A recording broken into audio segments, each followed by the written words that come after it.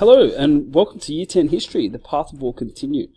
I have The Path of War Continued, but I probably should have The Path to War revisited. As you may remember from previous classes, we've looked at how the Nazis progressed towards declaring war. First of all, we see an image of the Nazis when they retake parts of Czechoslovakia, known as the Sudetenland, which they were allowed to do, of course, famously because Neville Chamberlain declared peace in our time. Okay, with his Munich agreement that he's waving around in the air there, making it, his personal, his own triumphant moment when he's going to save Europe and the world from entering into another deadly conflict. Which followed, of course, as we can see down the bottom left, this famous image, the Berlin Olympics, 1936 Olympics, otherwise known as the Nazi Olympics, and we've spoken about that image itself that we see. The Olympics, of course, being renowned for peace. Even in the ancient Olympics, ancient Athens and Sparta, two great rivals, downed weapons and stopped fighting during the Olympic Games. So we see, the peace of the Olympics there against the backdrop of the swastika Nazi flag, the true dichotomy in kind of ideologies. Today we're going to move away from a Eurocentric and European focus to look at what happens in Asia.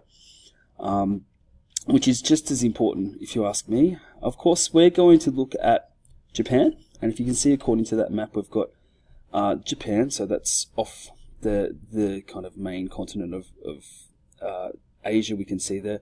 And so we have all these Japanese, the islands that make up Japan, the four main ones. There's a little arrow to an area of China called Manchuria. Okay, we'll come back to that. And okay, then we see again here, of course, probably a different Japanese flag that you've been used to, but again, this is Japanese troops, and these, of course, is Japanese troops in war. So we're going to have a look a bit at that. So let's just recap. We've spoken about appeasement in the last class. What had Germany done? Okay, Germany had built up its army. Okay, yes. That doesn't seem that major, but it is when you think about it in the context of the Treaty of Versailles. And of course, they violated many of the other terms of the Treaty of Versailles, including signing an agreement with Austria. Anschluss is what it's called. And they were not allowed to do that, according to the conditions of Versailles. Okay. They had, along the way, established a fascist government, so led by, of course, Adolf Hitler. And he eliminated any opposition. He also had done this without ever having received a majority, according to the German parliamentary voting system. Okay, so we never actually received more than 50% of Germans vote for him. We need to take that into consideration. And of course, as we see the image, how Adolf Hitler invades the Sudetenland. Okay, so we see, of course, a lady here crying when she's also given the Nazi salute. Okay, which shows that she will follow along with what she's been told to do, but her true feelings are too hard to suppress. Okay.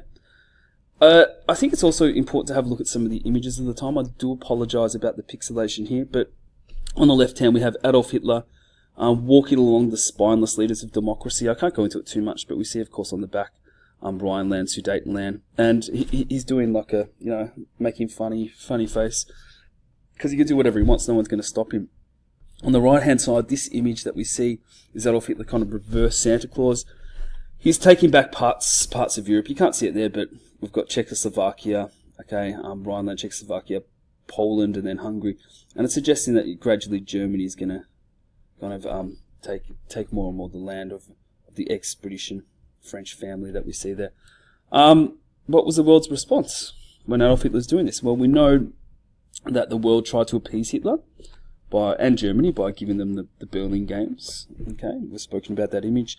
And of course, we know that both France and England at this time have tried to avoid war by appeasing Germany, is the correct term that we use there. Again, signing the Munich agreement, saying, yes, all right, fine, Adolf Hitler, you can have the Sudetenland back. There are Germans living there. We understand what you're saying.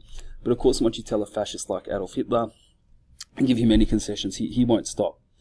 What gives him the courage to do this? Well, first of all, there's appeasement. There's this attitude of appeasement that Britain and France are going to do anything possible to avoid war.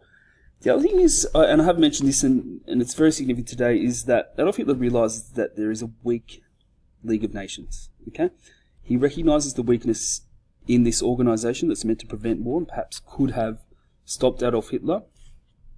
Who knows? And he does this because there's two events in the early 1930s that show how weak the League of Nations are. Okay, they're concerned for Italy.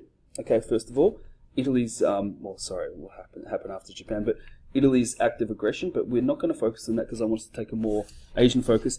And it looks at Japan's actions in China. Okay, in both of these situations, the League doesn't act quickly enough. It doesn't really show any authority whatsoever.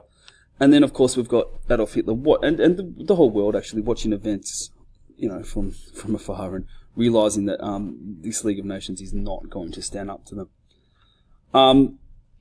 So the first event, of course, early 30s, Japan invades a part of China. I've shown you on the map before Manchuria. We'll come back to that. A couple of images at the time. You see on the left-hand side, we've got League of Nations. Look how many of them there are. These are all these League of Nations. Look how they're dressed. On the right, of course, that's America, Uncle Sam.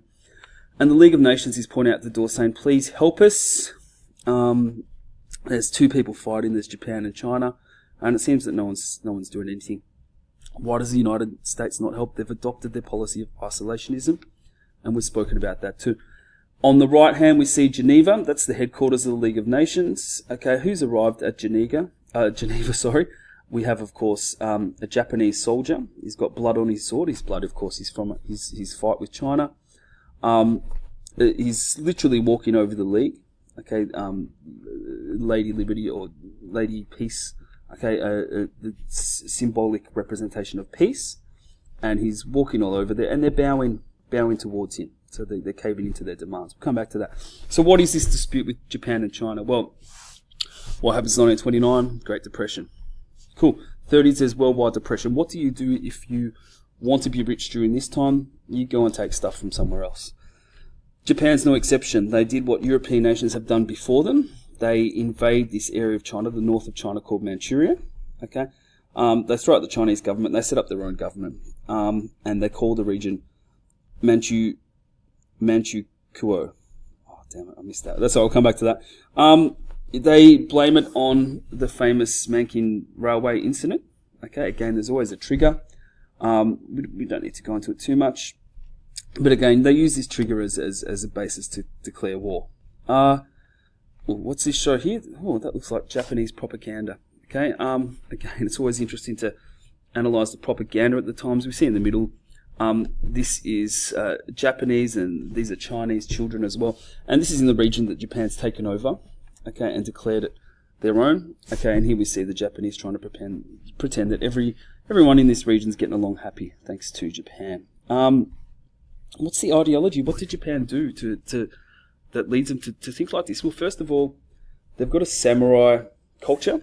Okay, it's very much permeated throughout much of their ideology at the time. So this whole concept of never surrender. That means when they're fighting for their emperor, okay, who's now kind of adopted this Nazi and Italian fascist military state, okay, where you have a strong military. The Japanese emperor is now the head of the military. Okay, and you fight to the death for this emperor. Okay, again, with this fascist ideology, you can overtake and you can kind of be imperialistic. Okay, just like Germany feel as though they're superior to other countries, Japan also adopts this notion. We'll come back to that in a minute. They also start to see themselves as the champion of Asia. They see themselves as, look, Asia's had greater population than Europe. However, Asia's been kind of pushed around a fair bit. And Japan see themselves, well, hang on, we can, ever since they defeated Russia in the Russo-Japanese War of 1904-1905, they can stand up on behalf of Asia. They somewhat believe that. But they also actually believe at the same time that they're racially superior. Okay, Japan translates to the land of the rising sun, okay, sunrise land, something along those lines. And they believe that they are descended from the emperor who is descended from God, okay. So they believe they are racially superior than those around them. Does that remind you of anyone? Of course it does. So they invade this region of China, establish their own little puppet state, we like to call it. What happens next? Okay, so do this 1931, 1932. What happens next? Is everyone happy? China and Japan, are they happy according to, think about that propaganda? No, of course they're not. Okay, Chinese aren't happy. They've got foreign invaders in their country. Japan also unhappy. Why? Because they want more and more land. Give an inch, take a mile. We've seen it happen with Adolf Hitler. And the same thing happens that eventually they end up declaring war, what we know as the Sino-Japanese War. Okay, China and Japanese War. This is the second one. We don't need to go into the details about the first one that happened a few decades earlier. And this second war, if you have a look, starts from 1937 and goes to the end of World War II. Again, how does this start? The Marco Polo Bridge. They use it. It's a little trigger. I mean, people consider this the start of the war. I would suggest you look all the way back to the start of 1930s, even 1890s. But again, there's this trigger known as the Marco Polo Bridge incident. Chinese defend, Japanese fight. It's officially fighting. And then, of course, Japan invades China. And they do so in a very horrific manner. We see here the city of Nanjing or Nanking, you can say either one. And we're going to have a look at some of the atrocities the Japanese committed during the invasion of this city. At any rate, what we do know is that Japan had started to adopt many imperialistic and fascist kind of concepts that the many Europeans that you've learnt about had adopted. And, of course, they ally with who's pushing the boundaries a little bit at this time? Of course, Germany and Italy. So hopefully this also explains the background to that particular alliance. But we'll have a look more at what happens in China as a result of Japan's invasion in our next class.